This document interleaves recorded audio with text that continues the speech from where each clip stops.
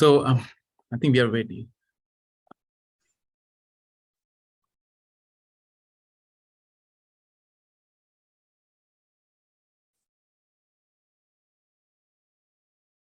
Sumit, we wait for a few moments, I guess, to start. Sure. So yeah, I think we have a few folks already on, but let's wait maybe 2-3 more minutes.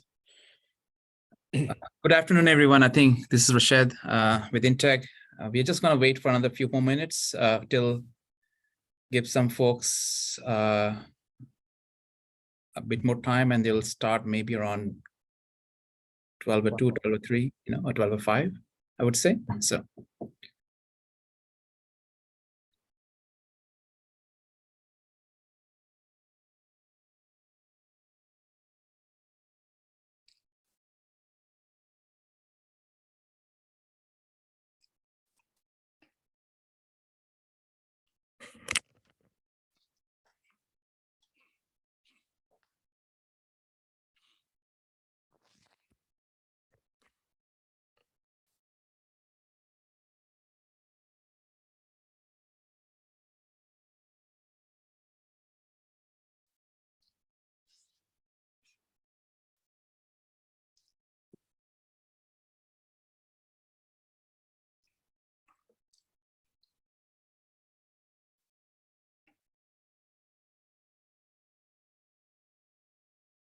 The one thing what you should do if people who have joined it, just you can just put in the chat where you're joining from, and also we'll take some Q&As from the chat windows. So if you can just put in the chat window where you're joining it from, so that way we have, we'll know who is from where, and then we can answer some of your questions most probably end of the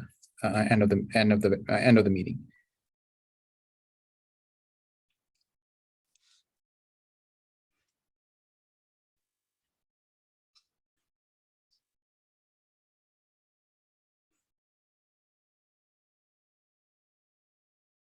Those who have joined, I think we're going to start around 12:05. So just want to give some time, some few of the folks.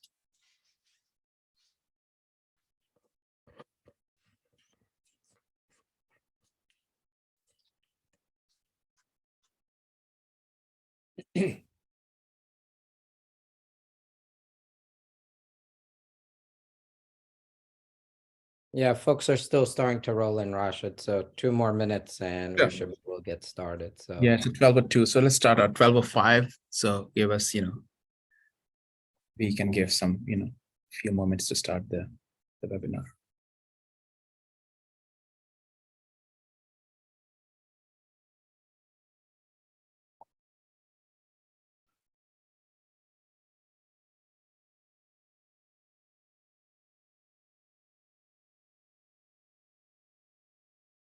Those who have already joined in, we have the chat enabled. So feel free to put yourself where you're joining from, so that we can take the Q&A, your questions, and we'll definitely would answer, whatever your questions you have just after the, webinar.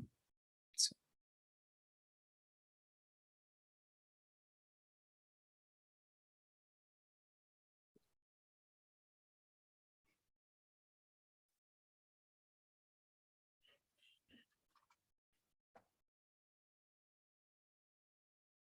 More minutes and we'll start. Just give us 2 more minutes and we'll start.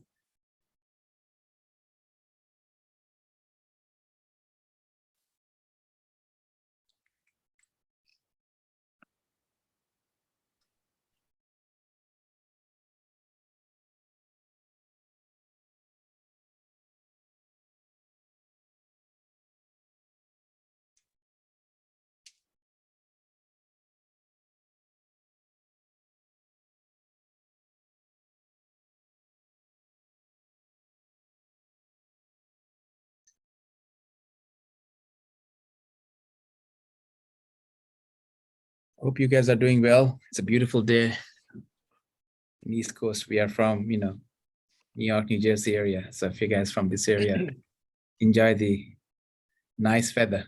So, Sumit, should I should we wait for 1 more minute and then hopefully start? Yeah, 1 more minute and then let's go ahead and start. I see a bunch of folks already on, so. Sure. So let me share my screen and then we can start. Now, let's see, share screen, share, then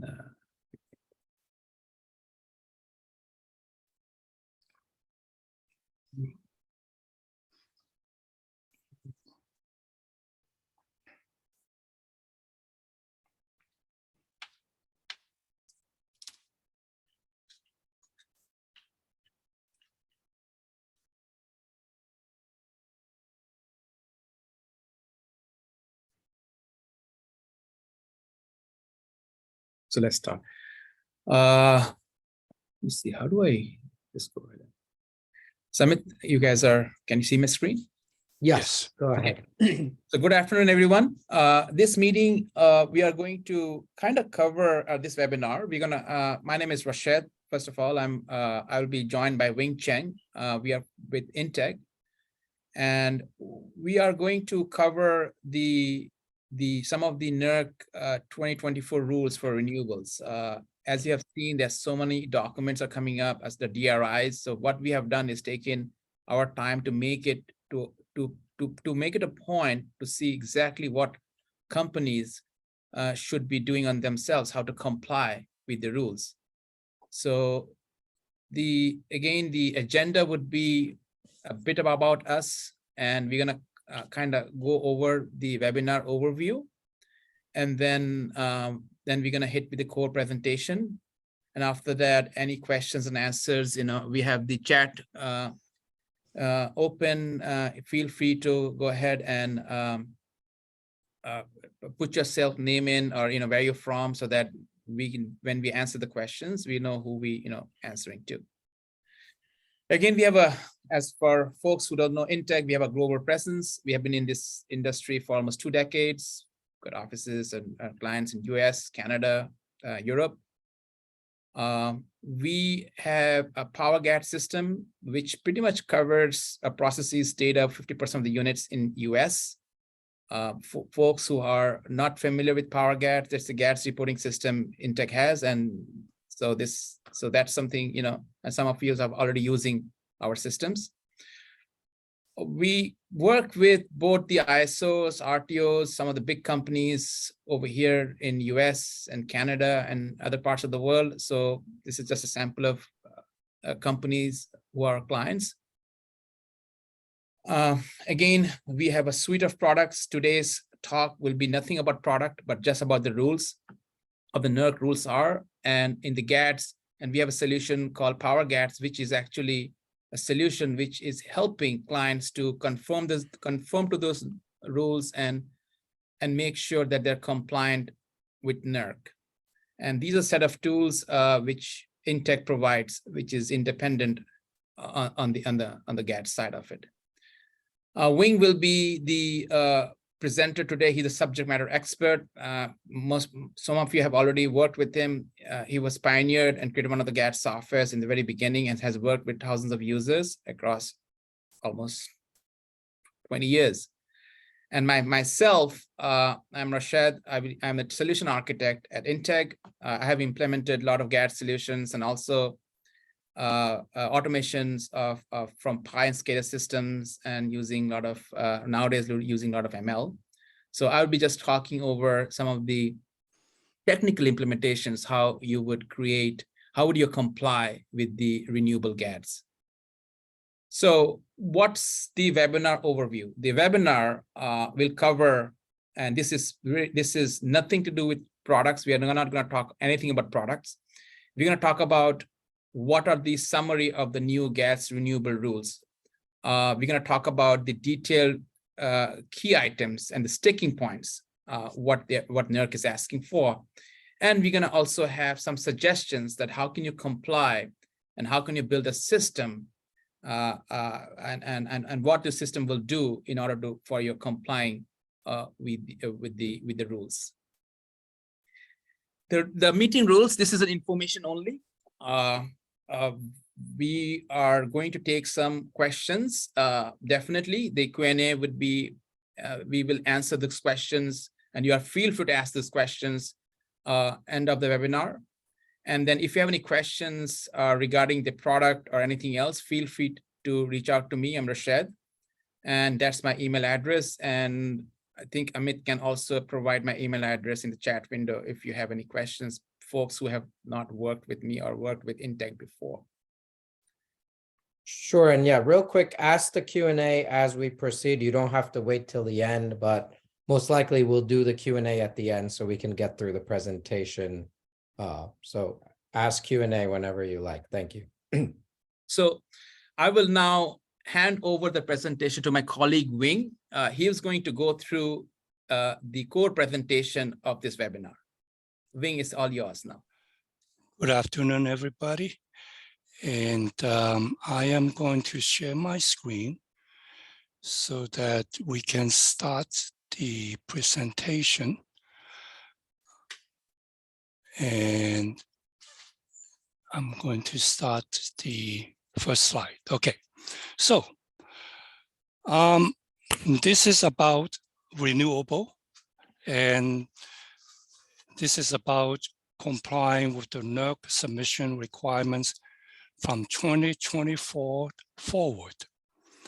Now, before 2024, NERC has been requiring wind reporting for a few years already, and any plants with capacity greater than or equal to 75 megawatt, we have to submit the data. But starting 2024 forward, the rules have changed substantially. And for example, event reporting used to be optional. Starting 2024, it's going to be mandatory. And then what is new is with solar reporting. In 2024, any plant greater than or equal to 100 megawatt in capacity will have to start reporting.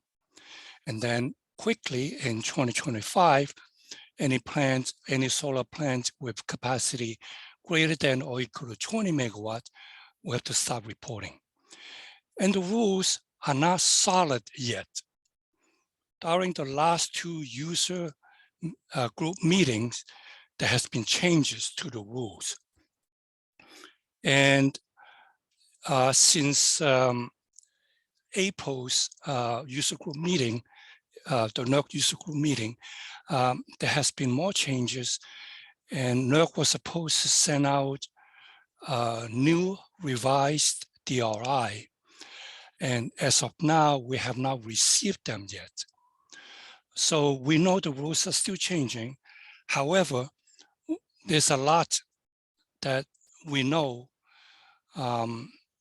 that will be pretty solid for the upcoming reporting requirements.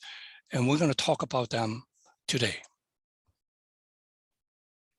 So first of all, there will be two sets of reporting requirements for wind and solar. One set is the monthly performance. The other set is the event.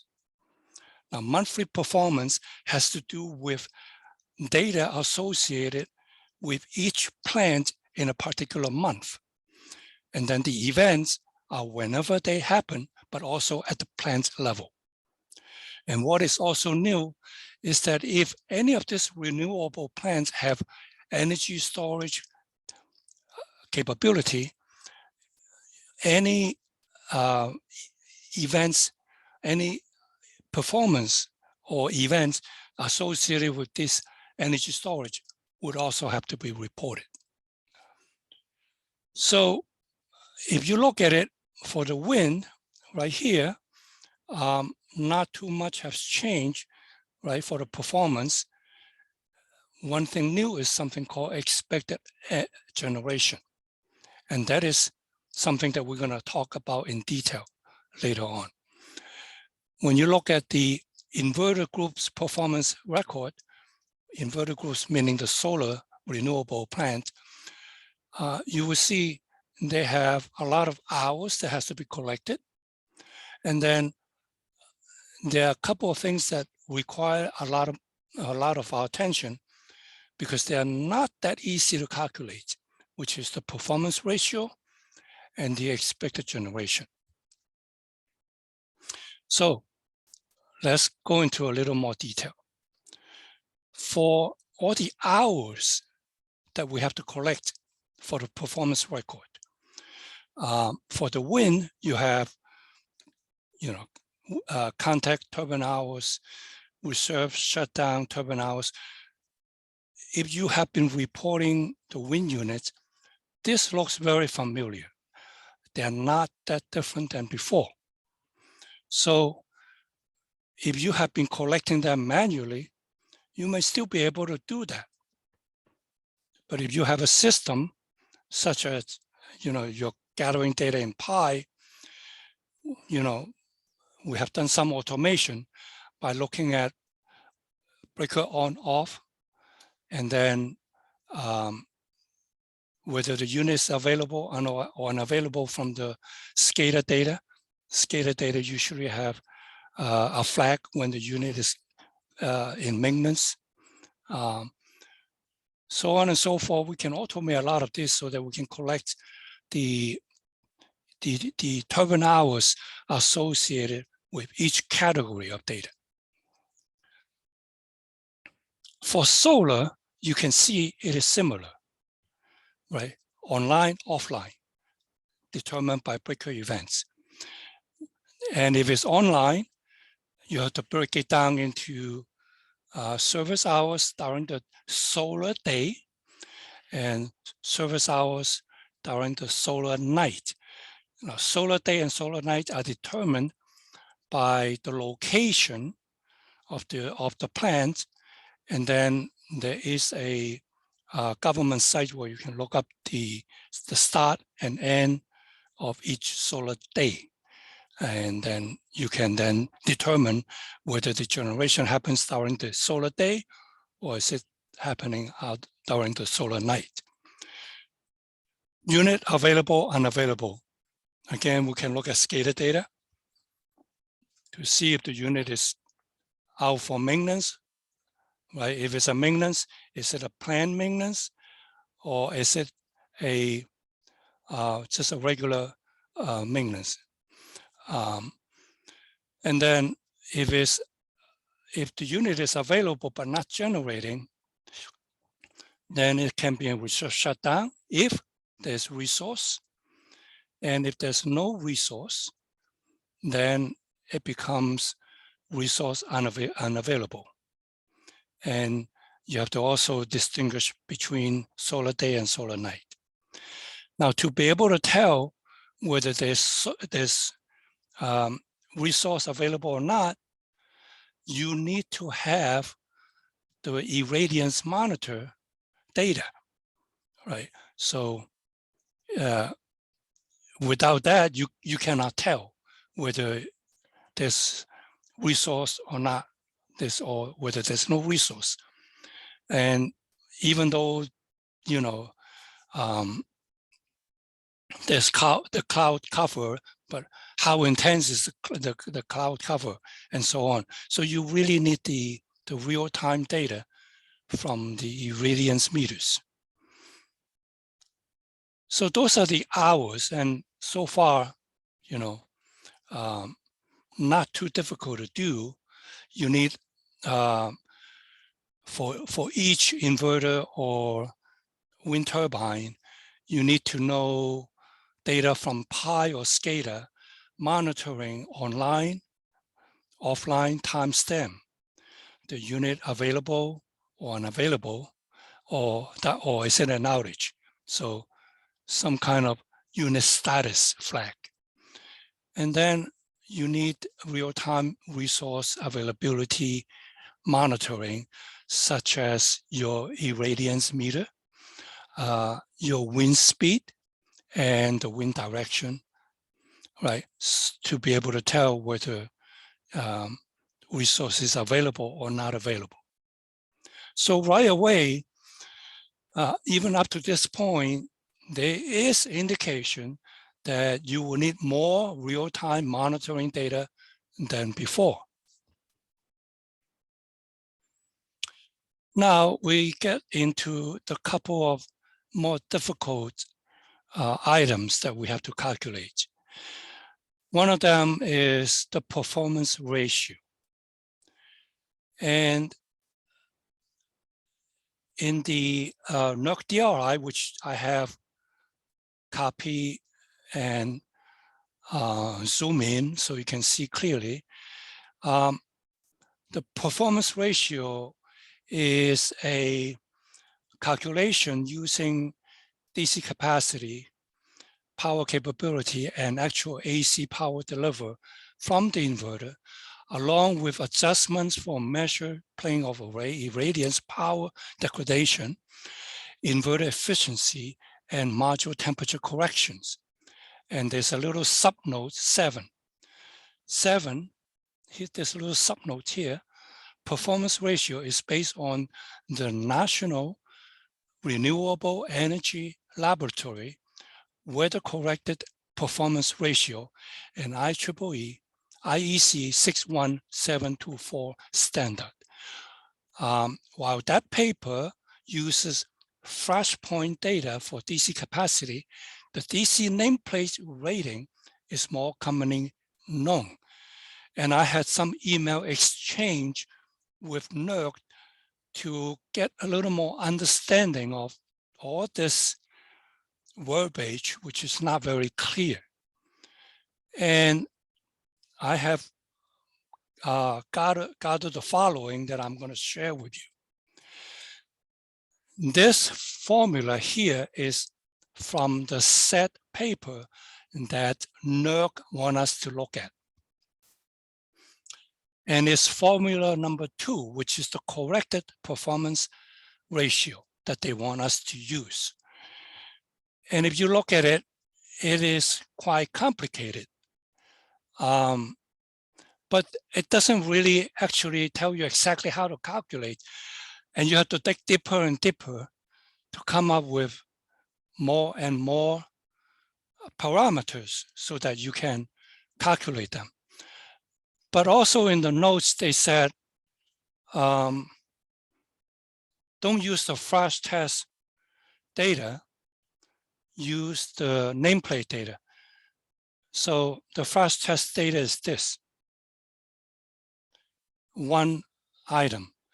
So instead of using high intensity flash of light to shine on the solar panel and then measure the voltage as a result of the photoelectric effect, they want us to use the nameplate instead. So this is the right formula, but instead of the PSTC of the flash data, we have to use the nameplate data. And actually the nameplate data is quite easy to get. You should be able to get that from the manufacturer.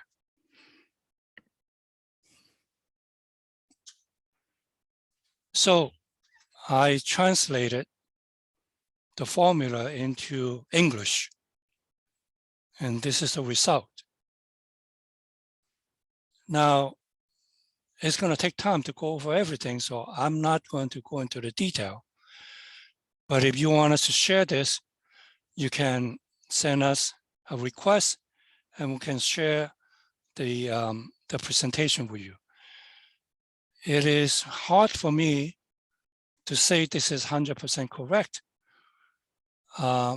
but this is the best we know that this is going to be needed. But I want to call your attention to the fact that a lot of this is real-time monitoring data.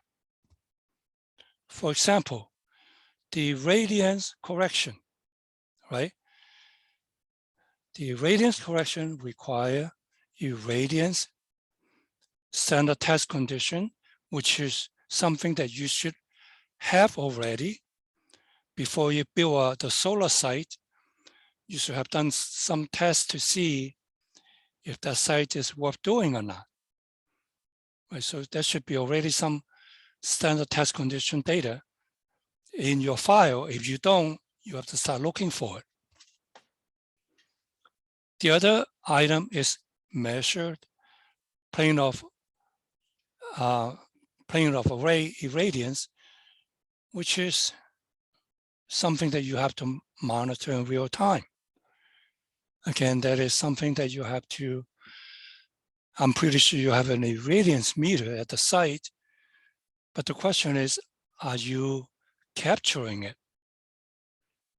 And then are you storing it so that it can be used later on? And then in addition, you need weather or temperature correction. And if you look at it, the temperature correction requires weather data, such as wind speed. And you never thought, well, I have a solar site. Why do I need wind speed? Well, it is in the formula because that is part of your ambience correction. If the sun is shining hard on your solar panel, but there's a nice breeze going, the temperature on your solar panel is going to be less. So in addition to just ambient temperature, you need wind speed. And I'm sure a lot of people are not capturing that. So when you look at what is required, this is the time to say, well, I need to install more equipment at my site. So I further break it down into 3 sets of parameters that we need to calculate performance ratio.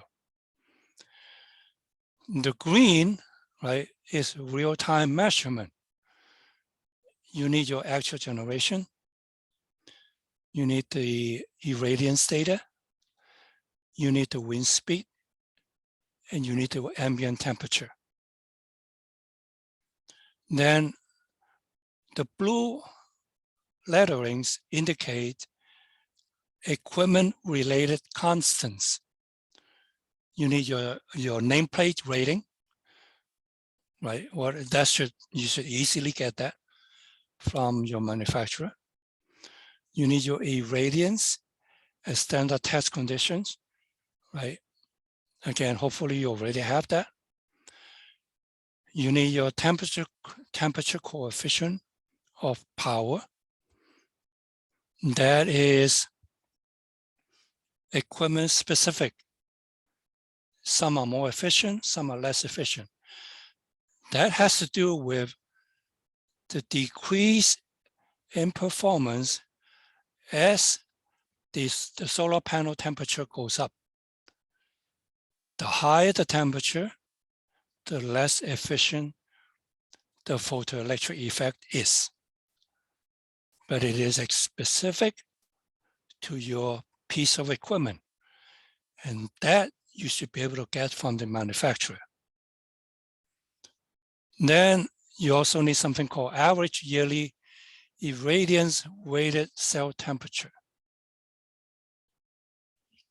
Hopefully your engineer can help you with that. If not, there is a way to calculate it.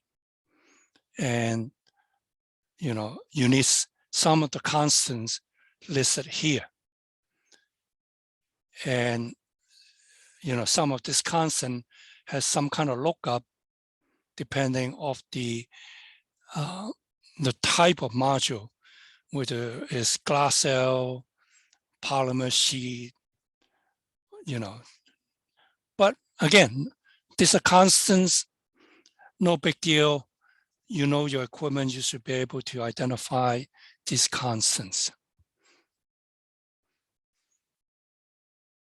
What I think you should pay attention to most of this It is the fact that you need a good site-specific monitoring equipment for measuring irradiance, wind speed, and ambient air temperature.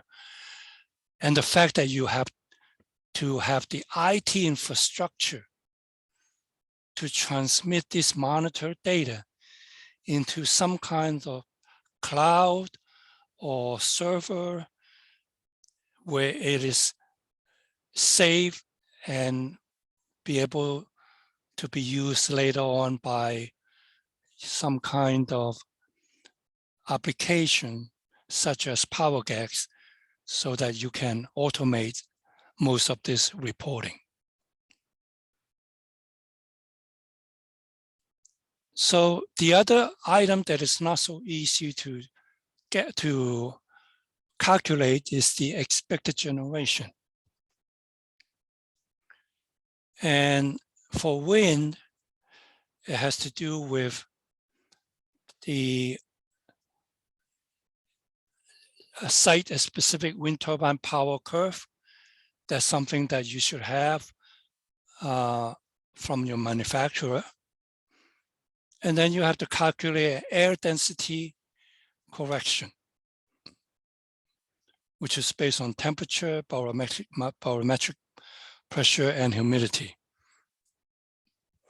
And then your solar expected generation, again, is similar to your performance calculation, where you have to capture the radiance, and then you have to know the panel efficiency factors, inverter efficiency factor, internal loss factor.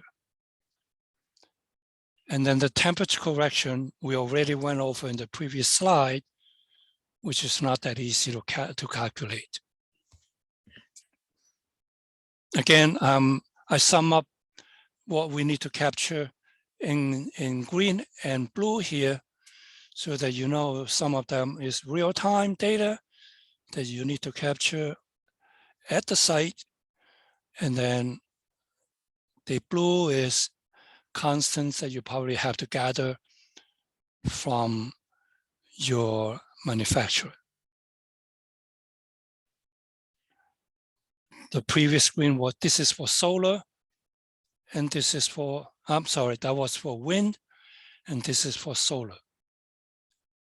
I'm sorry. Previous slide was for solar, and this is for wind. You can see for wind, you need the a little more weather data, such as the humidity and the barometric pressure, to be able to calculate the ambient correction. Now,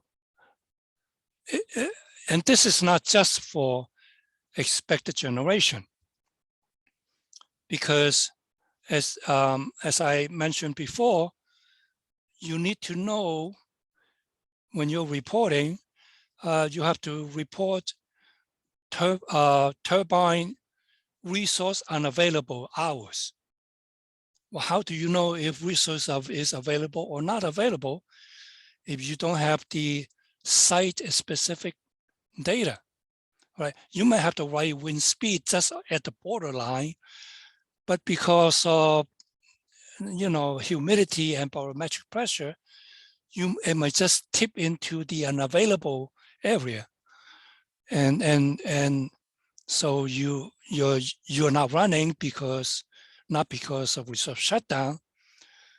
You're running because you don't have the right condition for the turbine to run. So it looks unavoidable to be able to capture, to have to capture all these site-specific data. Now we're moving into event reporting. When we report events for wind and solar,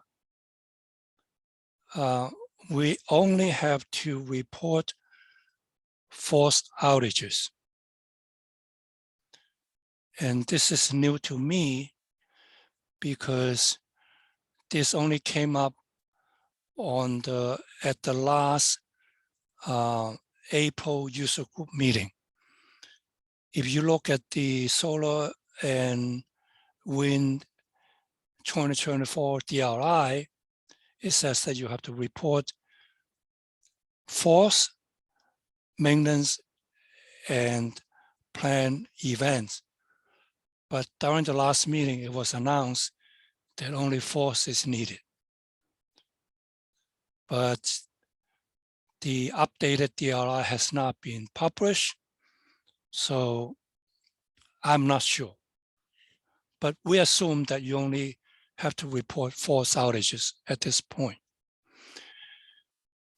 And the reporting criteria is that anytime your actual generation falls below 20 megawatt of your available generation, available capacity, then you have to report. Now, on the screen here, I have 20 megawatt below expected generation. But during the March meeting, they said that is not correct. And NERC said that we should be using available capacity instead of expected generation, because expected generation has a wide margin of error, plus a 10% error. And because of that band of error, the event start and event end time will be inaccurate.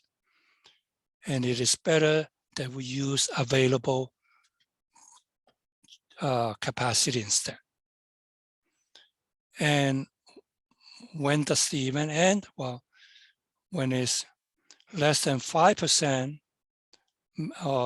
delta between actual generation and available capacity, or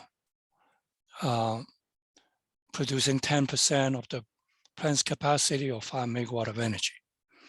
So details, but these are the things that we can try to capture more as we get closer to the final DRI. So it's just detail on how the event start, event end, but not too difficult to be able to capture and monitor this. I have a little explanation of what is expected for event reporting. So at the upper end, you always have your max capacity, which is your install capacity. This is what your manufacturer said the equipments are good for. And then you have your available capacity depending on resources also, right? No sun, no available capacity, right? But actually that is an area that I have to clarify with NERC. So available capacity may be just equipment related. I think that I just made a mistake in telling you that resources should not be involved here. Available capacity is equipment related. So if you have no equipment problem, then your available capacity should be equal to your installed capacity. Sorry, I made a mistake before. So one way to calculate your available capacity is to ask yourself, are all my inverters or wind turbine available? If none of them is out due to force outages or derates, or then there is the available capacity is equal to install capacity.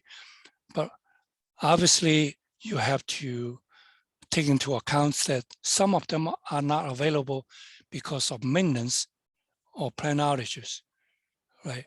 So when that happens, when you have deficiency in your available capacity due to maintenance or plant outages, you don't have to report the events, but you have to still put them into the right buckets in the monthly hours, in the monthly performance record.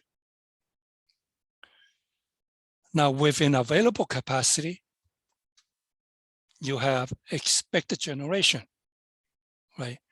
Now, this is where resource come into play. So you are available for 10 megawatts, but you don't have the right resource, and the right resource only allows 7 megawatts, then your expected generation is 7 megawatts, right? And not 10 megawatts. And then your actual generation might even be below that due to whatever reason, and that is your potential production megawatt hour loss. And that is something that you have to report in the event. So in the regular and the traditional PowerGADS and the traditional fossil gas reporting, that's your D-rate amount, right? That's how much those are the megawatt hour loss due to equipment problems. That is what is called now potential production megawatt hour loss.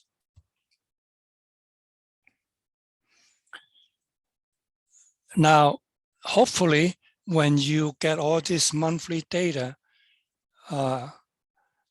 gathered and all your real-time monitoring data gathered into one database, hopefully you have an application where you can analyze the data and then come up with the hours, the performance ratio, the actual generation, the expected megawatt hour generation, and the megawatt hour loss, and the event start and event ends of everything, and put into a screen for each plant where you can now come in and do some manual work, right? So gathering all the data is just step one. Step two is now go in, confirm the data, make sure all the hours add up, and now you have to assign cost code. And then you have also have to assign operating condition contribution code, which is something new. You know, is it flooding? Is it hurricane? Is it, you know, there's many contribution code now you have to assign to each event. So manual work is not avoidable. That's another takeaway. That somebody still have to come in and look at all the details and say, this was a maintenance, this was a force. If this is a force, or why is it force? Well, this is a force because there was a hurricane, there was a big storm that damaged some panels, so on and so forth. Coming to conclusion. So these are the takeaway. While NERC has not finalized all the rules, we are certain that some site-specific real-time operating data will be needed for the data requirements. So something to bear in mind. Also, clients should review if you have the right IT infrastructure at each site to collect and store the data and transmit the data, and you might have to make the necessary investment to meet the requirements. The client should also review a list of equipment-specific engineering constants. They may be in some brochure, some document that you receive when you install the site in the very beginning from your manufacturer, or you bought this site last year from another owner who received this a long time ago, and they never transferred these documents to you. And now you have to start looking for them. You have to prepare the necessary resources to understand all these new requirements, to understand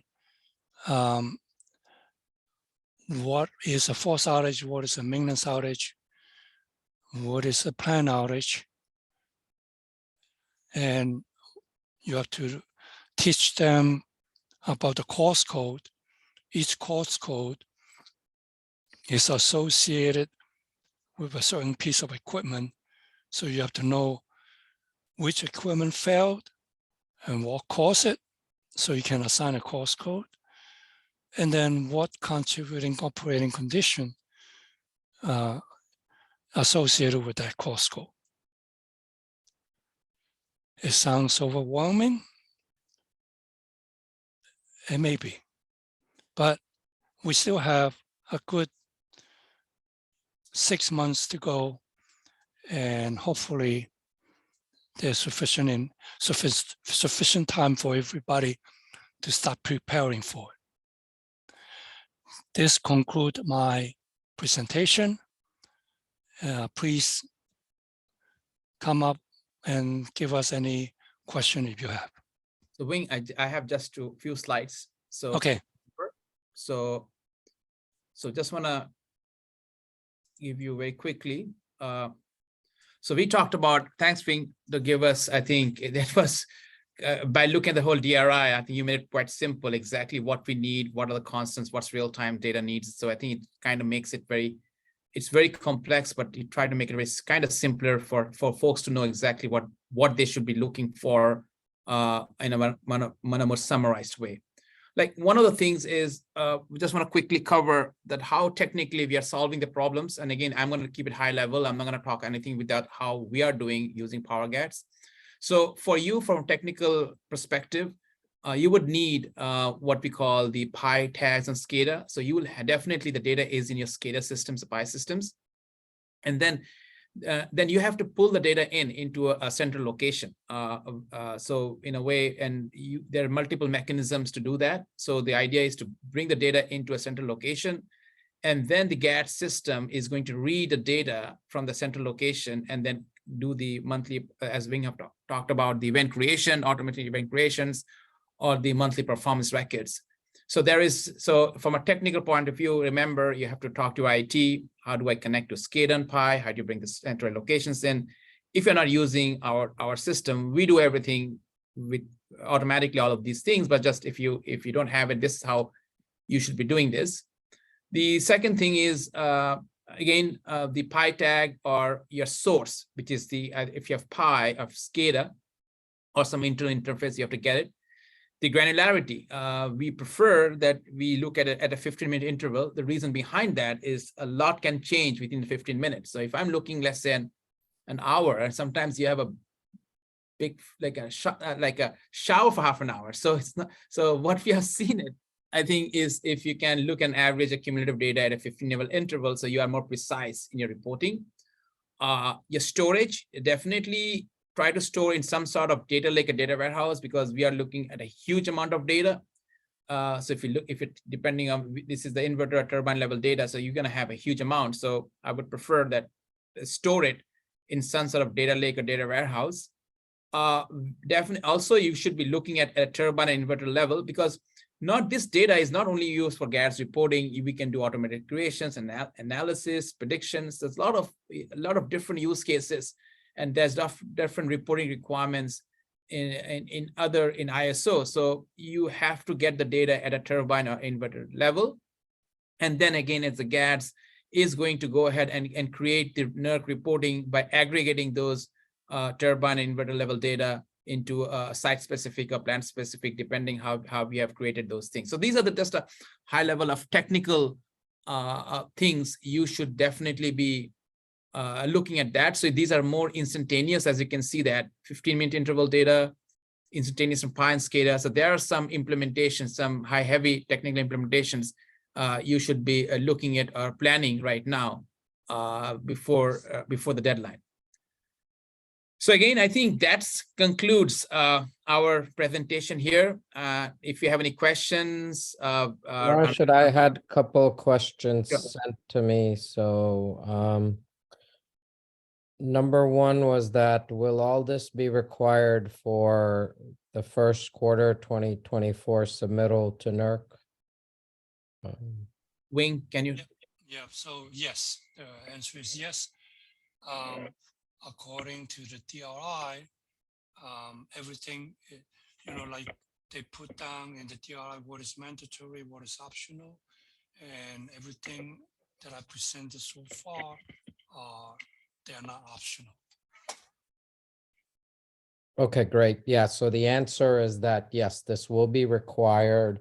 So sometime, I guess April, by March, April, you should, once Correct. everything's done at the end of March and April, you should be ready to submit this in 2024. Second question, Rashid, is if I have the prior SCADA data, can I do this manually? If you want, I can kind of answer this. So if you have one unit, I believe you can most likely do this manually. If you have multiple units, it's going to be very difficult. Okay. We've done this with a lot of clients, but yeah, I mean, you can with one unit probably get away with it, but as you get more, it's going to be very difficult. There's going to be no solution, but really to try to automate this. So I want to point out that while the reporting is at a plant level, you cannot come up with the data unless you look at each inverter and each wind turbine. So at a site, you might have 20 turbines. So there are 20 data points that you have to monitor. And for example, events start when it's 5 megawatt less than available. And you have to look at each turbine, add them up each 15 minutes and figure out whether it is 5 megawatt or more. So if you look into how to do it, you might find out that it's overwhelming to do it manually.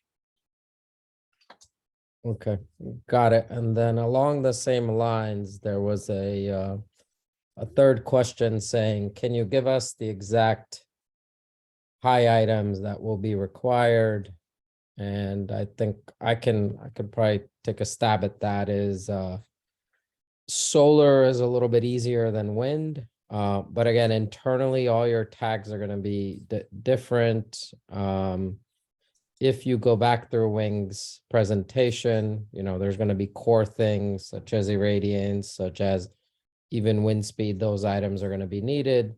Certain things, if you don't have in Pi, you may be able to get the actuals from your weather provider. When it goes to wind, it's going to get a bit more complicated because all the vendors are different, and the way they do the work, you may have to look at faults, a bunch of other items. So unfortunately, it's not that simple where we can give you these things, but the presentation that Wing has is going to be a very good starting point for you to work internally and to work with your you know, SCADA engineers or PI engineers that really understand both the tags, the information tags, or how the data is structured, and understand the engineering as well. Amit, can I point in this way? I think while I was working on an implementation, I saw same company, different stations have completely different PI tags for the same data. So I think this is the time where you start your kind of mapping and start mapping from station by station to see exactly what is the PI tag going to be, or a SCADA tag going to be, because this is not an easy task also, because it just takes effort and time by both the groups. Sure. So yeah, those are the questions that I had. If does anybody have any more questions, please go ahead and submit them in the Q&A, or you can message me directly if you have any more questions. If not, what we're going to be doing is, again, if you need the presentation or anything else, let us know. We're also going to be creating a PowerGADS community. So be on the lookout for that. We'll be doing just more than the NERC reporting. We'll be sharing different report formats, questions, issues. And this is not just for PowerGADS clients. We're going to have a lot of non-PowerGADS folks as well. A bunch of folks that had signed up for the webinar had talked about interest in that. So that's a few months away. But again, please email us if you're interested in that, and we'll send out some communications on that as well. And I think, Amit, if you want, if folks want recording this for other folks in the organizations, feel free to reach out to us. We'll be glad to share the recording to your other members in your organization. And I think that way, so.